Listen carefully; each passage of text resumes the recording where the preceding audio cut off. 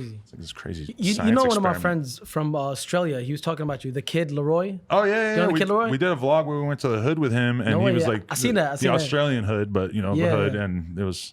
We met the craziest, like drunkest, like insane fucking Aborigines kids who were just hanging out in front of the projects, just drunk as shit in the middle of the day. They were so crazy. I seen that vlog. Yeah, he was telling me when we were in Australia, because I know his producer, Khaled, is one of his producers. Oh, okay. And then the first time I met the kid Leroy, I just seen him, like, he's so talented, man. He just makes a song on the spot. And then he mentioned you. You still doing music?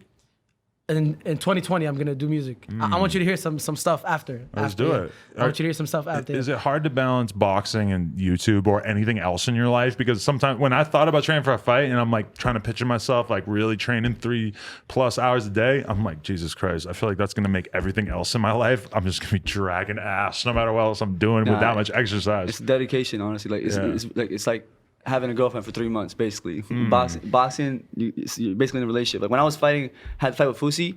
It's a mental thing too, you know. Like every day, I thought about Fusi. Every single day, like I thought about him. Like I got engaged. During my engagement, I thought about Fusi. I was thinking about Fusi and like fucking him up. That's all I thought about, literally every day. And I trained the day of my engagement party. You have to. Yeah, I ran for 6 miles in the morning, and after that, I took a shower and put on my suit and went to my engagement. It was like. But don't you feel so good that you're actually pushing your body pretty much as hard as you can? Yeah, man. Honestly, I felt in the best shape I've ever been on fight night. Yeah. But I've been like kind of slacking a little bit now, but I'm gonna get into it soon back. Yeah. You know. You gotta sacrifice a lot of stuff with boxing. Even we would still make daily vlogs while we were training. Yeah, is it tough to find like the energy or to make content out of the boxing? Because it's like when you're really in there training, you don't really want to be doing the shit where you're talking to the camera or like. The thing about me and Slim, like we're with each other every day. Like I see him more than I see my family, my mom. So we motivate each other every day. We're like, yo, let's get this done. Let's get that done. We hit the gym. Yeah. Sometimes I think I'll try like sometimes I don't think about like uploading a vlog, and he'll like motivate me to help me like upload a vlog, and I'll do the same for him. So that's like the relationship we have together, and that's why we're always like together. That's dope. We just sacrifice like usually if we were to go out to like a hookah lounge, we just stop going to hookah lounges. You know, we save 3 hours right there. A whole bunch of all that nicotine in your lungs and shit. That ain't gonna help. Like all these spliffs I'd be smoking. I'd probably have to stop doing that if I fucking wanted to fight. Yeah, if you fight, you're gonna have to cut it down. You guys don't smoke weed? Huh? You guys don't smoke weed, right? No. I got high the other day with Fusi. Really? Yeah, secondhand high. Oh, he was smoking? He was smoking, yeah. Wow. Yeah. 2019, man. I think he's been smoking. Really? Yeah, he twitches and just smokes. It was funny. One of my trainers, he was in Brooklyn. He's an amateur boxer named Joker, and he. Wait, I don't know if I should be saying this, but Joker from those stairs in the Bronx. No. Cut that part. But one of my, I'm not gonna say his name, but one of my boys, he's an amateur fighter in Brooklyn, and he was training me, and he would smoke before his fights. Literally, he would win his fights. Like, right before his fights, he would go in mad high and he would win the fights. It's fucking crazy. See, you know, I know that that's really common in jiu-jitsu. I'm not sure when they're competing, but like when they train, it's like pretty common that a lot of jiu-jitsu will be smoking before they train and shit, which makes sense to me because, you know, I definitely go in and lift weights high and it doesn't bother me, but boxing feels different. Like literally weed slows down your reaction time. Yeah. That does not seem like a good thing.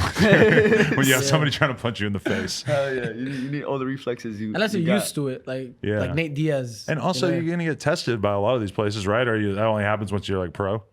I mean, with marijuana, like marijuana, I think is cool. If you get tested, Nick and Nate Diaz have like lost UFC fights because they got tested for weed afterwards. Really? Yeah. Oh, but also it was like they tested so high for weed that it was like they definitely were smoking weed like right before the fight, which is kind of like impossible to during believe. During the weigh-in and stuff, Nate Diaz will pull up and just like smoke a blunt. But during the weigh-in, that's like a CBD pen, I think. That he was hitting it was a blunt. Was it? It was a blunt. But I think it was like a CBD joint, and that was his way of just trolling because it doesn't actually have THC in it. Oh, wow. Okay. Which is hilarious. Oh, shit. I fell for it. Yeah. I fell for it too. Yeah.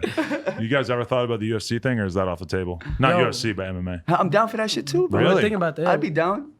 Fuck it. We're talking about it with we know you know Jorge Masvidal. Mm-hmm. Yeah, so we're with him last week in New York because we have a mutual, and we're speaking with his manager, and he was talking about the boxing, the KSI Logan, and then he was giving us an idea like the first MMA YouTube like event. Right. He was like, would you? He was asking us if we're interested. We're like, we'll be interested but only if like we train properly with a UFC fighter, with like, let's say we train with Jorge in Miami, and then someone else trains with Nate Diaz. Like they want to make that happen. They want to do that. Right. But the only thing is, it's like, what YouTubers will be down? Yeah. But I MMA. feel a lot of people would be down, man, because everybody's interested in fighting, man. People loved like to see people fight. Regardless. I thought it'd be better. You get to see people just imagine seeing Keemstar and Logan in an MMA fight. But what's crazy is that the same thing will happen with the YouTube community that's happened with the UFC or the MMA community, which is like if you watch the first UFC, it's like a bunch of fucking bozos. You got a big fat sumo wrestler dude. You got some random janitor looking motherfucker. And you got a guy in a kimono like coming out. You got a guy in a gi. It's all kinds of crazy shit. But then, you know, that was like 30 years ago. And now when you look at the UFC, it's like a bunch of fucking technicians, just straight up warriors who are like born and bred to beat the fuck out of people. And a lot of them don't even have like, oh, I started as a wrestler. I started as a boxer. No, it's like from day one, they were like, I'm going to be an MMA fighter. And like now, if you have a lot of different YouTubers who are maybe having these conversations behind the scenes and starting to realize their value and starting to have these conversations with the zone, then maybe you're going to start to have a pool of dudes who actually, obviously, like you would need many years to go by for people to like become YouTubers and already be thinking about the fighting thing. But you're going to have a shitload of people who are like ready to go at any given time. And like the pool of potential people to fight might start looking a lot deeper over the course of the next couple of years. Yeah, That's so true. That's so I true. agree 100%, man. But you know what's dope about this whole like boxing thing, the whole YouTube thing, like, you know, with my fight too, like after my fight, I would get a lot of people, like a lot of young kids saying, yo, I got into boxing now because you inspired me. Like it's like it's setting a whole different wave. It's like a lot of people were hating on the KSI Logan fight, saying, oh, you know, like they shouldn't be fighting, like whatever, like they don't deserve this. But like they helped inspire probably millions of kids, you know, to get into the sport of boxing, which is dope, you know? That's facts, yeah. And I mean, it's like one of the head injury thing is a thing, but for the most part, I feel like getting into martial arts or boxing or whatever is like one of the best things you could get into if you're some fucking 14, 15, 16-year-old kid and you don't know what you want to do with your life, bro. That shit'll make a man out of you. Yeah, Definitely. it will. It's discipline, a lot of discipline and respect too in the sport. Keemstar owes Slim some money. Oh yeah. Yeah. Keemstar, he tweeted a tweet. He was like, yo, I got my money on Fusi. Wow. And then I tweeted, I got mad. I tweeted like, Keemstar, you're gonna lose your money. And he's like, why? I didn't bet on you. And then me and him kind of went back and forth for a bit. And then he started calling me out for my controversy. I called him out for his controversy. He's like, me and Keemstar used to go at it. Really? But I saw him the other day though. With you. I saw him with you, remember? Yeah. In the And backstage of the it was VIP. just all good? Yeah, everything was cool. I give him time. He was cool though. The first he was cool. I mean, in Shout out the Keemstar. rap world, that would be like, oh, that shit fake. But in the YouTube world, it's just like, hey, we're having fun on Twitter. It's like everybody seems like they kind of understand what it is, you know? Yeah, yeah. Yeah, I always see him going at it with Mike, and then I see them together. It's like I'm just confused. Yeah, but I think that's good though. Like you can argue It's about cool, some yeah. shit, disagree about some shit, but then still at the end of the day, like you see somebody that's like, well, you got to bite their head off just because you argued on Twitter or whatever. It's kind of like a more adult thing, really, even though it is kind of. But still, like the fact that I feel like that's why Slim doesn't get no credit. Like when Slim won, Keemstar never said, "Yo, like congrats, Slim won." He just said like Fusi lost. That's and all the other YouTubers that were talking about the fight, like, "Oh, Fusi's gonna win. Fusi's gonna win." No one ever said congrats, Slim.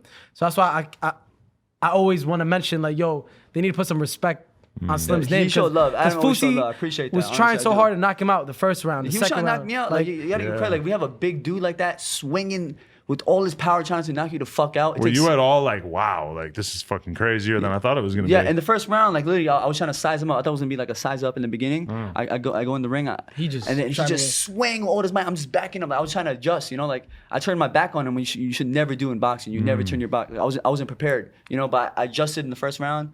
And I just started dominating. But I like I said, like a lot of people were not giving him respect. You know, they were just shitting on Fusi's loss more than like, oh, Slim beat this guy. He was the underdog. But you know? I mean, you are kind of the underdog. But if you were to win a couple more fights, it'll start to definitely be more of a conversation that people can't ignore. I guess that's probably like the problem is that a lot of people weren't that familiar with you going into it. Yeah. So I feel like, you know, you definitely like are gonna have to like do it more times in order to really prove yourself. But it's definitely like exciting opportunity, you know? Yeah, definitely. And I'm down to do it. Like I'm down to prove myself. You know, like anybody. You know, Yeah. I'll fight anybody. I'll fight Alex Deji. I'll fight Wasabi Alex next. Wasabi.